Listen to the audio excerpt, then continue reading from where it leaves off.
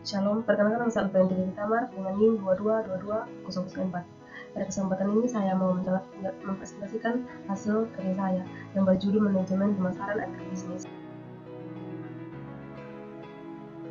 Definisi pemasaran. Amerika, marketing atau suatu pelaksanaan aktivitas dunia usaha yang mengarahkan arus barang dan jasa dari produsen ke konsumen. Kedua itu aktivitas yang diperlukan dalam mengerjakan perpindahan atau memiliki dengan menyelenggarakan saluran fisik daripadanya.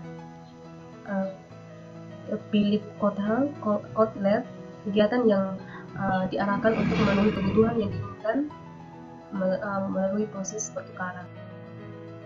Berikut Touch Thompson, segala pekerjaan dan bahan yang menyelenggarakan yang terlibat dalam perpindahan hasil pertanian dari petani, termasuk hasil-hasil yang berasal dari pertanian sampai ke tangan akhir. Dan yang berikut itu ada penyelenggaraan performance semua usaha yang mencakup kegiatan arus barang dan jasa mulai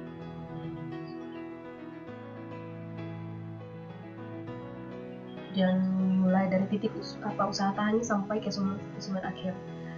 Dan kebebasan tiap revai rangkaian sisa jasa untuk mengusahakan benda-benda mengalir mulai dari titik produksi ke titik konsumen. Yang berikut definisi pasar marketing. Suatu lokasi secara fisik di mana terjadi jual beli, kedua keadaan terbentuknya harga dan terjadinya perpindahan hak milik produksi produk tersebut atau yang tertentu. Menurut Alfred Marshall, suatu tempat di mana permintaan dan penawaran bentuk harga yang tertentu. Menurut Philip Kotler itu himpunan pembeli aktual dan pembeli potensial dari suatu dimensi yang menjelaskan definisi industri dan perusahaan, jumlah perusahaan atau pabrik dalam suatu pasar. Distribusi merupakan perusahaan atau pabrik dengan berbagai ukuran. Deskripsi syarat-syarat ada dua: pasar persaingan sempurna, kedua pasar tidak persaingan sempurna, atau yang disebut oligopoli dan oligopsoni, atau olimonopoli dan monopsoni. Berikut permasalahan pertama. Yang pertama, karakteristik produk pertanian. Pertama, bersifat musiman.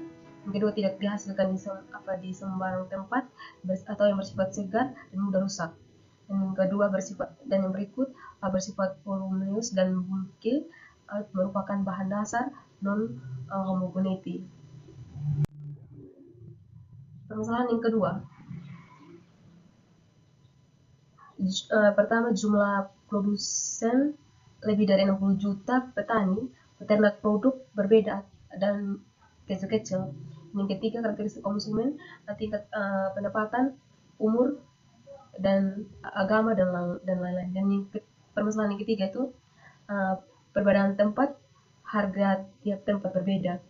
Definisi pemasaran itu namanya infrastruktur, rendahnya arus informasi, skala produksi relatif kecil, kurangnya pengetahuan petani, sehingga menggunakan pelaksanaan aturan.